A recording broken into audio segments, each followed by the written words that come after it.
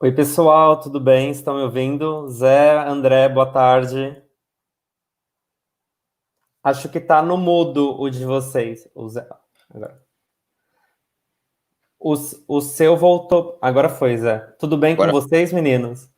tudo ótimo, tudo em Tudo. paz. Ai, que bom. E você, André, tá bem? Tudo bem por aí, querido? Opa,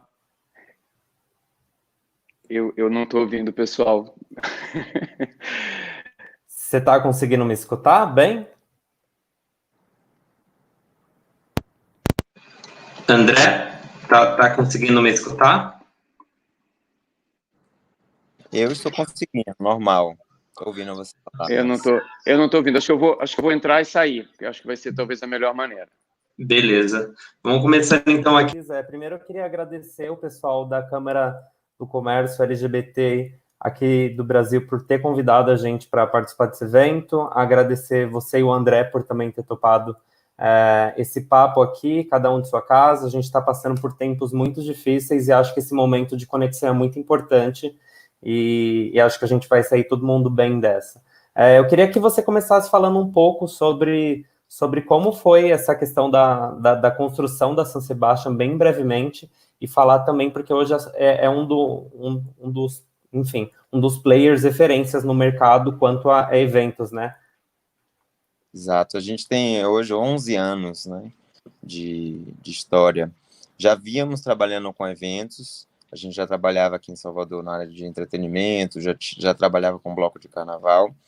E lá em 2009 a gente decidiu abrir um clube pequenininho na Orla, mas que foi cada ano que passou criando força e ganhando proporções nacionais, inclusive. Aí hoje nós temos 3 casas aqui em Salvador e fazemos festas pelo Brasil inteiro, né? Além dos nossos blocos, do carnaval, enfim, hoje a gente é um grupo bem expressivo aí no Brasil.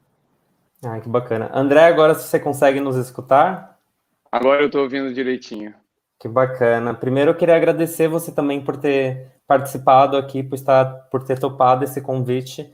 E queria que você falasse um pouco, brevemente, sobre o Festival Mix Brasil, que tem uma história grande aí, né, na comunidade LGBTQIA+, do nosso país e mundo afora. Bom, primeiro, obrigado pelo convite. Boa tarde a todos. O Festival Mix Brasil ele tem 27 anos. A gente começou no momento em que não havia uma movimentação, pelo menos cultural, no Brasil, né, da comunidade LGBTQIA+. É um festival que acontece, né, já rodou o Brasil inteiro, manda filmes do Brasil para mais de 50 festivais no mundo. A gente viu a produção brasileira, natural, florescer, né, dentro desse período e, enfim, gestada dentro do Festival Mix Brasil, que acontece hoje em dia em São Paulo. O festival, na 27ª edição, em novembro do ano passado, teve mais de 50 pessoas, que é o público que a gente tem tido anualmente. E esse ano a gente está já com o festival, né? Vai acontecer em novembro, pensando nos desafios do que é fazer um evento grande, né, nesses novos tempos. E, além disso, eu estou também dirigindo o Centro Cultural da Diversidade, que é o primeiro centro cultural com uma programação 100% voltada à produção cultural LGBTQIA+, equipamento da Secretaria Municipal de Cultura de São Paulo, que tem um lindo teatro tombado dos anos 40, uma biblioteca, um espaço expositivo e um lindo jardim também. Nesse momento, a gente também está readequando o espaço para a nova realidade, e acho que é sobre isso que a gente vai falar também nesse encontro daqui a pouco, né? Com, com certeza. E puxando sobre o impacto do turista LGBT em grandes eventos aqui no Brasil. Eu queria saber primeiro do Zé, falar sobre um pouco dessa questão das festividades de carnaval em Salvador, que hoje tem uma representatividade LGBTQIA+, muito grande, e puxando para você também, André. Eu falo primeiro? Eu acho que o setor de entretenimento todo está sofrendo. Ai, saco, caiu. Sofrendo como todos os outros setores, mas talvez o de entretenimento seja o mais penalizado, porque foi o primeiro que deixou de acontecer e muito provavelmente vai ser o último que vai revoltar. Então, eu acredito que nós sejamos os mais penalizados aí diante dessa pandemia. Os impactos para o turismo LGBTQI+, são imensos, assim, né? A gente já tivemos 3 eventos nossos, grandes eventos cancelados, que foi inclusive a Micareta de São Paulo, que iria acontecer esse ano pela primeira vez, e nessa semana o prefeito de Salvador já deu uma declaração, que é uma declaração normal, que diante do quadro que a gente tem hoje, logicamente não se cogita em imaginar em Carnaval de Salvador, mas já se levantou a possibilidade de um adiamento desse evento, né? Já estabelecer uma data, e aí as associações do Carnaval também do Brasil inteiro estão se reunindo para tentar conciliar essa nova data aí de um possível Carnaval. Bom, aqui em São Paulo tem uma coisa interessante que a gente, né, ao contrário de Salvador, e antes eu queria dar um oi para o Zé Augusto também, que eu acompanhei, né, a San Sebastián começando e crescendo, virando essa potência. Aqui em São Paulo, o Carnaval, ele virtualmente não existia, né? Então a gente viu o Carnaval de rua, principalmente, acontecer, e teve uma coisa muito interessante, que ele já começou com uma pegada muito forte LGBT, QIA+, né? Então os primeiros, desde o começo, os primeiros blocos, a gente está falando de 5, 6 anos atrás, não é tanto tempo, né? A gente já viu um número muito expressivo de blocos de rua, associações de rua que viraram festas, né? Depois disso, crescendo, e o Carnaval de São Paulo hoje bom, aí tem essa disputa aí de qual é o maior carnaval do Brasil, né? Mas ele certamente é um dos maiores carnavais do Brasil, com essa característica muito forte de ser LGBT, e com uma diversidade muito grande, né? A gente tem todo tipo de LGBTs, né? Então você tem desde os mais alternativos que gostam de música eletrônica, que tem bloco desse tipo, aos mega blocos, tipo o Baixo Augusta, que não é exatamente LGBT, mas que é bastante simpatizante, com mais de 1 milhão de pessoas na rua. Então é algo que eu acho que se juntou à Parada de São Paulo, né? Que é um outro evento, né? Que acho que é provavelmente o maior evento depois da virada cultural, talvez o maior evento de São Paulo, que é um evento LGBTQIA+, né? Então, acho que ele ajudou esses eventos todos ajudaram a dar a cara que São Paulo tem hoje de uma capital da diversidade, né? De uma cidade que recebe turistas LGBTQIA+. A gente viu o Carnaval esse ano pela primeira vez ter um número muito expressivo de turistas LGBTQIA+, né? Então, acho que foi algo que mudou. Agora, o que vai acontecer daqui para frente é que a gente vai começar a conversar. Sim, total. Gente, acontece nessas coisas de live, assim, eu tava aqui tudo bem, aí aconteceu que a internet caiu aqui, mas já voltei aqui, tudo ok por hora, e eu queria já aproveitar o gancho também para falar com o Zé sobre essa questão da transformação do Carnaval de Salvador. A gente tinha um estigma muito grande voltado esse evento totalmente para a comunidade hétero, só que hoje em dia a gente tem uma presença muito forte da comunidade LGBTQIA+ nesse evento. Como foi que você teve esse gap de transformar de ter esses eventos voltados para a nossa comunidade? Se você percebeu que era um destino onde as pessoas LGBTQIA+ procuravam para o carnaval?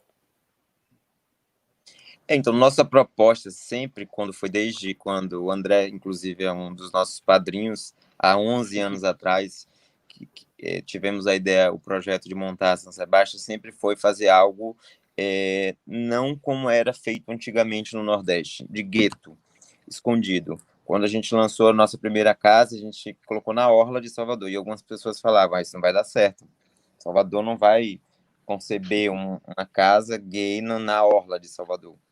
E a gente fez contra tudo e contra todos, e montamos o nosso clube, que se tornou referência em termos de música, de conceito. E acho que o Carnaval também passou por isso. A gente percebeu que existia um anseio do nosso público, já existia o público presente, mas não tinha uma entrega como a gente queria, né? Talvez de fantasia, de atendimento mesmo, desde a entrega do abadá, né, do kit, do ingresso, até a própria execução do percurso, né, com banheiros voltados para todo tipo de público, com uma atenção especial. E aí, quando a gente veio com essa ideia, o público abraçou. E aí a gente já tem 5 anos que o Carnaval de Salvador se tornou assim, um grande ponte do público LGBTQI+, e cada ano crescendo mais e mais, inclusive de público internacional também. Boa, bem legal, viu? E antes de puxar a próxima pergunta para o André, eu queria falar que quem tiver dúvidas, quem quiser deixar algum comentário, o chat está aberto, então é só você abaixo, ou ele está aparecendo ao lado da sua tela, onde a gente está aparecendo aqui, então você pode mandar as perguntas que a gente vai fazendo aqui, tá bom? André, eu queria aproveitar também um momento para falar também sobre essa questão de que você estava falando sobre o crescimento dos blocos do evento Carnaval aqui na cidade. O que você acha que foi fundamental para que a cidade de São Paulo se tornasse um destino carnavalesco? Bom, primeiro, só fazer essa observação. Se eu cair e voltar, é porque eu não te ouvi. Eu já vi que eu consigo entrar rapidinho e voltar ouvindo tudo, tá? Eu acompanhei o Carnaval de São Paulo, né, iniciar esses primeiros anos como folião mesmo. São Paulo não tinha carnaval. Eu acho que a primeira coisa que aconteceu, para ser muito sincero, foi a crise econômica de 15 e 16, que as pessoas passaram, né, não tinham dinheiro para viajar, então eles ficaram em São Paulo e tiveram que organizar. Pelo menos os amigos que montaram os primeiros blocos foi muito por conta disso, que se deram conta que as pessoas não iam sair, porque São Paulo sempre foi uma cidade que ficou deserta na época do Carnaval. Tinha uma coisa muito interessante no cinema, e como eu trabalho nessa área também, sempre foi muito bom para cinema, que como estava tudo fechado na cidade, os cinemas lotavam, mas fora cinema, a gente tinha uma cidade que não tinha nem restaurante, as coisas mais ou menos fechadas. Então, acho que foi isso, o que primeiro foi isso que impulsionou. E por ter sido esse, acho que o primeiro input, a organização dos blocos foi muito pequenos grupos de amigos, né? Então, as pessoas que tinham sempre vontade, e como não havia uma regulamentação no começo, era você juntar, ir para a rua e ir. Só que em 2 anos, os blocos cresceram muito, né? E foi preciso regulamentar de uma maneira diferente. O Carnaval de São Paulo tem uma diferença do Carnaval do Rio e de Salvador, que acho que talvez por isso, porque como ele surgiu muito rapidamente, então foi fácil sair de uma situação de total improviso para uma regulamentação, porque estava todo mundo se formando. Ele é um carnaval que tem horário, né? O Carnaval de Rua de São Paulo acontece até às 8 horas da noite. Então ele começa muito cedo e acaba muito cedo, né? O que permite que você tenha muitas festas paralelas acontecendo depois, porque as pessoas já saíram da rua, né? Então permitiu que esses blocos se transformassem em festas muito rapidamente, além de blocos em festas que aconteciam no próprio Carnaval e que hoje estão acontecendo. E o que a gente vê, na verdade, são essas festas hoje migrando para o online, né? Então muitas dessas festas já estão acontecendo em versão online, que é a maneira como esse segmento está tendo para se organizar, né? Com certeza, com certeza. E eu queria aproveitar também falar sobre um outro destino aqui, eu sei que foge um pouco tanto de Salvador quanto de São Paulo, mas também acho que BH tem uma questão friendly bem grande, né? Eu vi esse ano e no ano passado eu tenho muitos amigos que são de Belo Horizonte, e eles também eram pessoas que esse ano não vieram para São Paulo, daqui de onde eu falo também, e para o Rio de Janeiro, que eram 2 destinos que esses amigos costumavam viajar, e acho que essa cidade também ganhou uma conexão bem forte com essa comunidade LGBTQIA+, e também conseguiu sair daquele estigma de ser um destino somente voltado para heterossexuais, né? Uhum. Acho bem parecido o caso de Belo Horizonte com o de São Paulo, né? Acho que foi um processo muito parecido, né? 2 cidades que não tinham carnaval, que passaram a ter. O Carnaval de Belo Horizonte, eu me lembro, ele acontecia uma semana antes, né? Porque era quando as pessoas se reuniam para depois poderem escapar de Belo Horizonte. E agora tem um carnaval enorme também. A gente tem que ver ano que vem, né? Com esse provável adiamento do carnaval, aqui em São Paulo também já está se falando sobre isso, sobre adiamento do carnaval, porque acho que é difícil imaginar o Brasil sem o carnaval, mas é também difícil imaginar um carnaval em fevereiro já, né? Eu estava lendo um relatório do International Secure Journal, falando que fala sobre segurança de eventos, e eles recomendam, e isso saiu mês passado, 12 meses sem grandes eventos públicos, né? Então, a gente provavelmente até o meio do ano que vem, a gente não vai ter grandes eventos mesmo. Então, a gente tem que pensar durante o carnaval o que vai acontecer, porque as pessoas vão ter um feriadão de qualquer maneira, vão ter que se reunir em pequenos grupos, microbolhas, como a gente tem falado, né? Então, o que vai ser o carnaval do ano que vem? Porque alguma coisa vai acontecer, que nem a parada aqui em São Paulo aconteceu, a parada online, né, 15 dias atrás, né, tem 10 dias, né, para depois se planejar um carnaval mais para frente. Bacana. Você quer fazer algum comentário sobre esse destino também, Zé? Eu ia falar que eu acho que as 3 cidades, São Paulo, BH e Brasília, são cidades que têm essa similaridade. Exatamente, André foi muito feliz da questão financeira. Foi um ano que a crise meio que assolou o país e o destino se tornou meio que obrigatório, mas que foi tomando corpo. Essas 3 cidades. Brasília também tem esse mesmo sentido. Era uma cidade que era deserta, cidade deserta no carnaval. E hoje em dia cresceu muito o carnaval também de Brasília.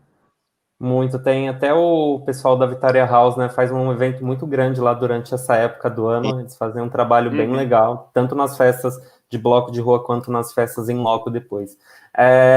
Zé, eu vejo também que a San Sebastián tem um calendário de eventos bem diversificado ao longo do ano também, para não só levar esse público para as festividades de carnaval, né? Porque, enfim, a gente tem uma diversidade muito grande de destinos e muitas vezes eu queria saber de você se você tem essa percepção de que muitas pessoas elas não vão para o Carnaval de Salvador, mas vão para essas outras festividades, como a micareta que você tem no segundo semestre do ano. Sim, na verdade a gente já se faz presente em outros eventos carnavalescos ao longo do ano, aqui no próprio Nordeste, né, que tem, vamos dizer, a micareta de Fortaleza, chama Fortal, que é uma festa grandiosa. A gente já se fez presente com eventos. A gente começou o primeiro ano com Daniela Mercury lá e foi um sucesso, assim.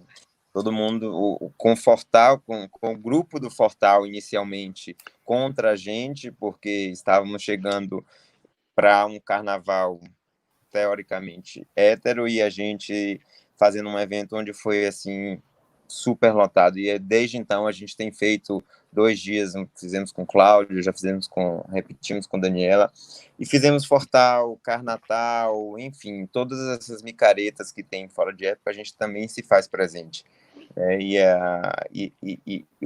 Outro grande evento que a gente trouxe também nesse formato foi a micareta, né, que a gente fez um carnaval fora de época em Salvador, que é mais ou menos o que a gente já tinha programado para São Paulo esse ano, seria em junho, né, também na época da parada, e faríamos a de Salvador em outubro, né, que ainda está mantida, mas muito provavelmente nós deveremos adiá-la também.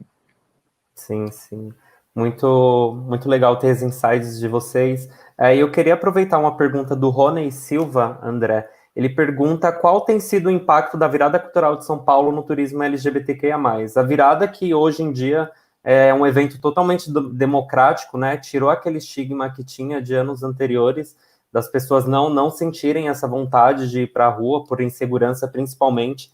E hoje a gente vê a cidade totalmente tomada por festas assim incríveis. Eu sou super adepto, sou super fã da virada cultural por toda inclusão que ela promove. Eu queria saber de você sobre essa questão do impacto cultural de São Paulo também no turismo LGBTQIA+. A virada, acho que é o maior evento, né, em São Paulo, em termos de número de pessoas, tem mais de 5 milhões de pessoas na rua, é uma maluquice, maior que a própria parada LGBT. Ele tem tido, nos últimos anos, palcos LGBTs, né, vários, mais de um, na verdade, ali em Aroche, né, tirando, né, aquele ano que teve aqueles probleminhas que ela foi meio flopadinha, mas ano passado foi um mega sucesso estrondoso. Ela tem uma característica que ela pega mais um turismo em volta de São Paulo. A gente não tem aqui em São Paulo ainda para virada cultural muitos turistas de fora. Você tem algumas pessoas que vêm do Rio e tal, mas é um turismo aqui de volta. Agora, a gente já sente um número muito grande de turistas LGBT, que vêm para a virada, mas principalmente aqui do estado de São Paulo, né? Então, são turistas que vêm para passar um final de semana um pouco mais curto do que a parada, por exemplo, que que acontece durante um feriado alongado, ou o próprio Mix Brasil, que tem um público não tão grande quanto o passado, mas que vem muita gente para ficar, mas é um evento maior, a gente pega sempre 2 feriados, de 15 de novembro e 20 de novembro, mas a virada cultural em si já está sendo reconhecida como um evento LGBTQIA+, também, mas com essa característica de pegar um turista daqui do estado, da região metropolitana, de outras áreas do estado. Bacana. Bacana. E o que você acha, enfim, enfim, como que a gente falando cidade mesmo, São Paulo, o que a cidade deve fazer para conseguir trazer esse turista não somente durante essas datas, essas festividades? Eu sei que por conta de feriados, de cronogramas, enfim, que cada pessoa tem, não é um destino que as pessoas acabam vindo constantemente. Mas o que você acha que é possível fazer para que a cidade de São Paulo seja visitada por turistas ao longo do ano e não somente em datas sazonais? Eu acho que São Paulo já tem, eu não sei se é porque eu moro aqui na Vila Madalena, e tirando a pandemia, Vila Madalena é um hub, é um polo de turistas estrangeiros, né? Realmente, acho que tem poucos lugares no Brasil que tem tantos turistas o ano inteiro, né? Quanto aqui a região da Vila Madalena, a gente pode falar, e eu acho que isso se estende também aos Jardins, por exemplo, outras áreas paulistas. São Paulo é muito conhecida pela vida noturna, né? O que é algo que atrai bastante a comunidade LGBTQIA+, não só a vida cultural, mas acho que é à noite. Então, a gente tem, desde a icônica The Week, né, o Space, outros lugares muito conhecidos, a própria região do Arocha, bastante conhecida e fica lotada de bares. Então, acho que São Paulo tem uma vocação para receber, inicialmente, o turista que vem buscando uma vida noturna muito viva, muito extensa. Eu acho que não há dúvidas que São Paulo tem uma das melhores noites do mundo, né? E, sem dúvida alguma, uma das melhores noites gays e noites LGBTs do mundo, né? Então, eu acho que, nesse sentido, tem a capacidade de atrair turistas do Brasil inteiro, nesse momento, mas acho que do mundo todo, que vem em busca, inicialmente, dessa vida cultural. A gente tem uma comunidade LGBT gigantesca. Eu fui durante 2 anos, eu tive à frente do Hornet aqui no Brasil. São Paulo é a maior cidade do mundo em número de pessoas usando aplicativos de encontros gays, né, falando da comunidade gay. Então, isso é algo que é sabido no mundo inteiro. Então, se é um turista, falando do turista gay, não só LGBT em geral, mas o turista gay sabe que encontrar pessoas aqui, a gente tem apesar dos números e da situação de homofobia que o Brasil vive, São Paulo, pelo menos na região central, é bastante amigável e é possível viver sendo LGBTQIA+, sem grandes problemas. Então, isso é algo que é conhecido, que é divulgado pela cidade de São Paulo no exterior. Você vê as campanhas que a cidade de São Paulo faz, sempre tem uma bandeirinha do arco-íris ali no meio para mostrar que é um destino friendly, né? Então, acho que São Paulo tem capacidade, passada essa pandemia aí, de retomar o seu... né? A gente, obviamente, concorre com o Rio, nesse sentido, de uma maneira muito forte, porque Rio, obviamente, é conhecido mais internacionalmente, e mesmo Salvador e outras cidades, mas São Paulo tem tudo para continuar sendo um dos principais destinos para a comunidade LGBT, que é a mais que viaja do mundo inteiro.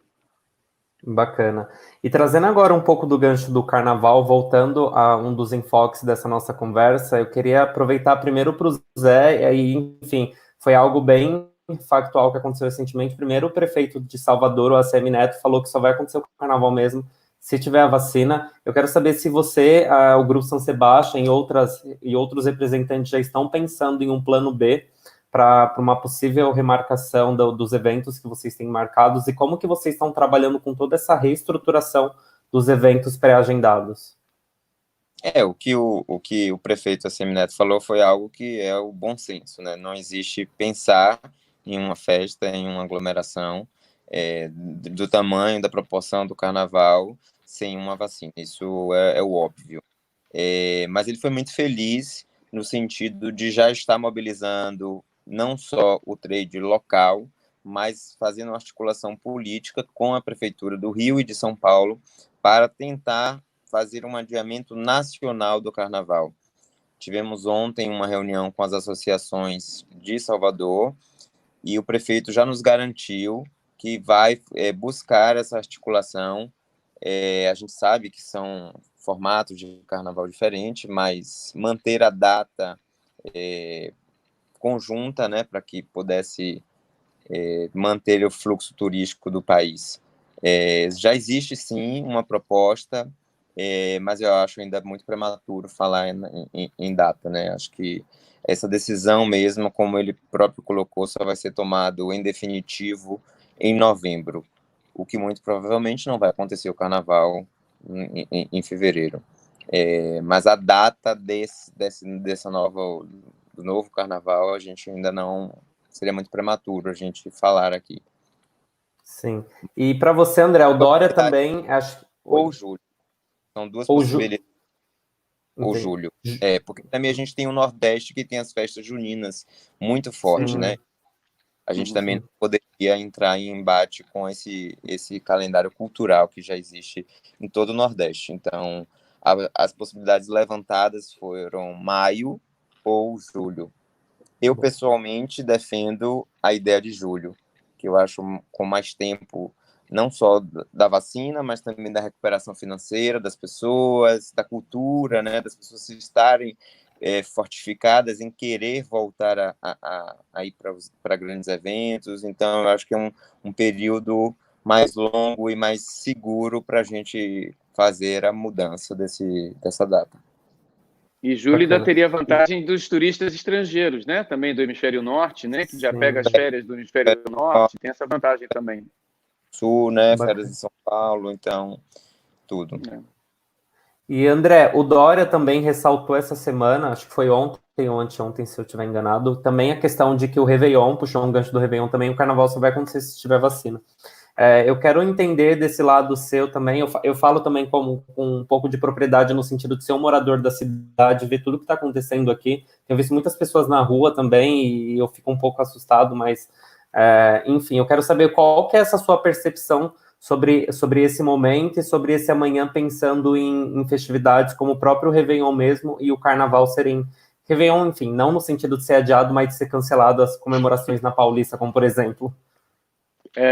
Eu estava agora, eu estou fazendo parte do grupo, né, que está estudando aí a retomada dos centros culturais, teatros aqui de São Paulo. A gente estava numa reunião agora, que acabou de acabar às 16h, a gente falando sobre esses protocolos, né, de retomada e datas, e a coisa vai ser muito lenta, na verdade, né? Então, provavelmente, a partir de setembro, começam os teatros que têm área externa, talvez comecem a ter uma coisa ou outra na área externa, ou usando os teatros para transmissão, né, dos espetáculos, então eles vão poder ser assistidos, na verdade, no mundo inteiro, e não mais só aqui em São Paulo.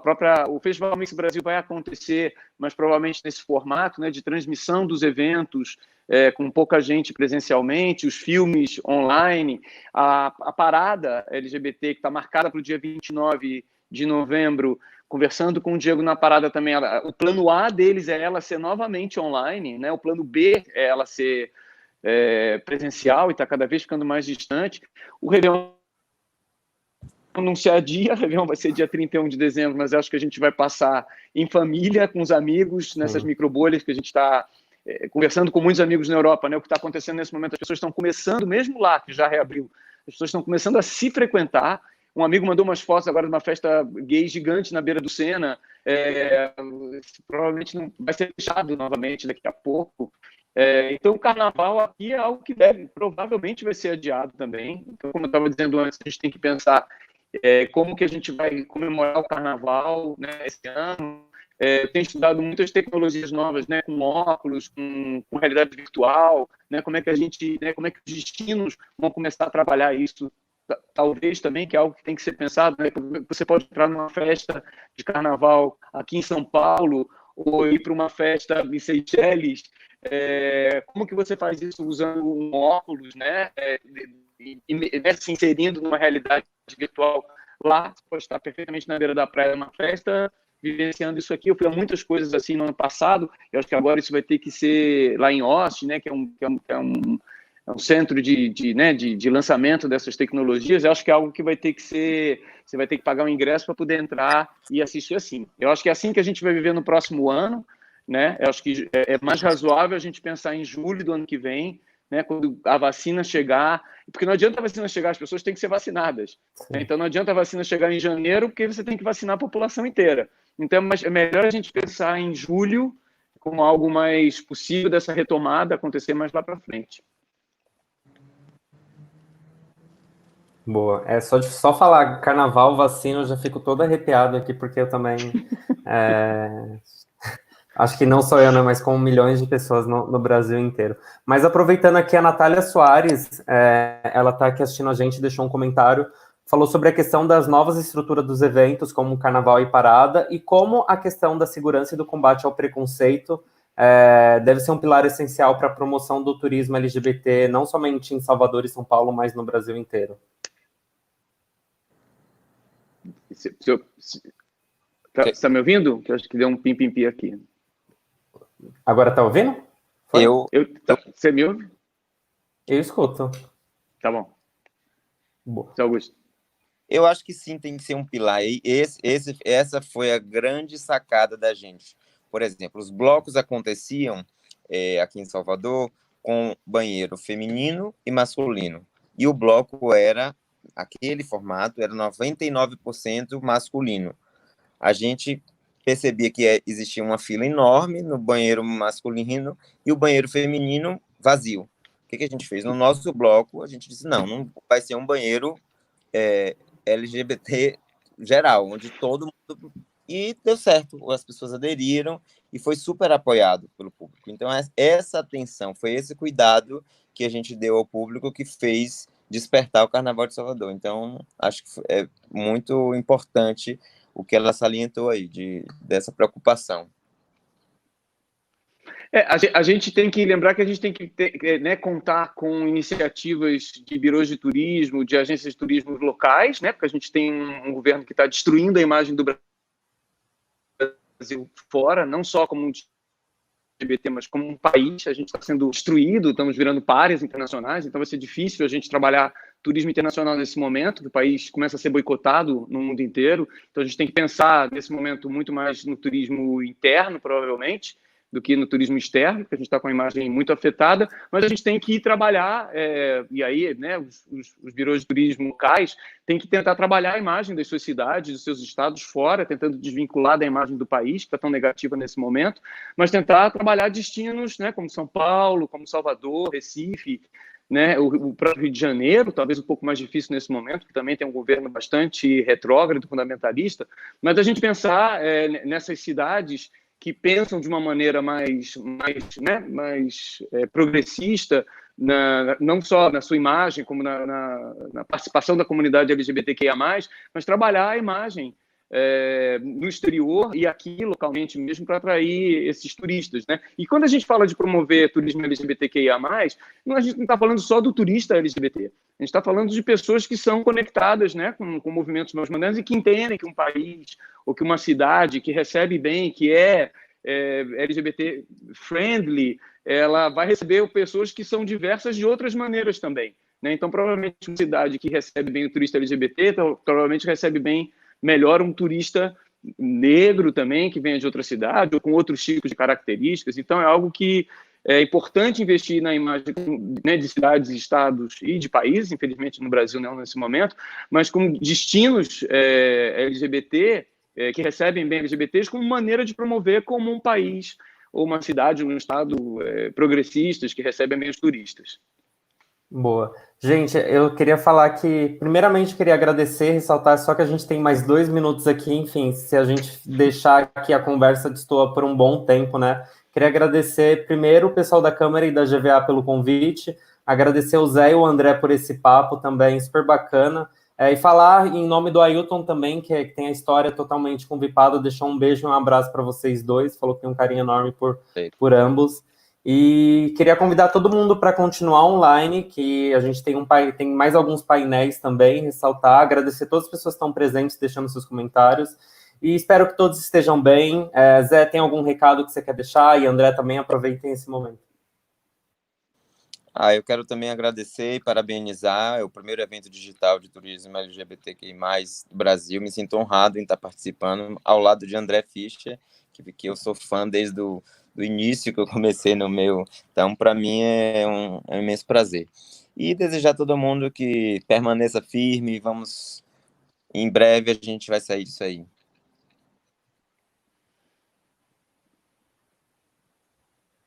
Oi? Acho que... Oi. Sim. Bom, queria também agradecer, parabenizar. Isso que está acontecendo aqui é o formato que as coisas vão acontecer nos próximos tempos. Então, bom que a gente esteja já começando a se articular e fazer eventos dessa forma. Queria convidar todo mundo. O Mix Brasil acontece em novembro, de 11 a 22, online, híbrido. A gente não sabe ainda, mas ele vai estar acontecendo com várias expressões. Então, ele vai poder ser assistido por pessoas de fora de São Paulo também. Convido todo mundo a vir a São Paulo quando tiver aberto o Centro Cultural da Diversidade, para ser conhecido, e acho que a gente tem que aproveitar esse momento de tudo que está acontecendo para a gente repensar o mundo, repensar o turismo, repensar a maneira como a gente consome, como a gente viaja. Acho que a gente tem uma grande oportunidade. A indústria do turismo é uma indústria que vai ter que se repensar, com certeza absoluta, mas e por isso mesmo ela tem uma oportunidade muito grande pela frente de mudar o mundo, né, a partir da sua própria experiência, porque a arte, cultura e turismo são certamente os setores mais afetados, e a gente tem que oferecer novas opções para o mundo inteiro. Eu acho que eu gostava. Com certeza. Obrigado, viu, gente? Oi. Valeu, obrigado. Obrigado, viu, gente? Continuem todos aí. Valeu, tchau, tchau. Valeu.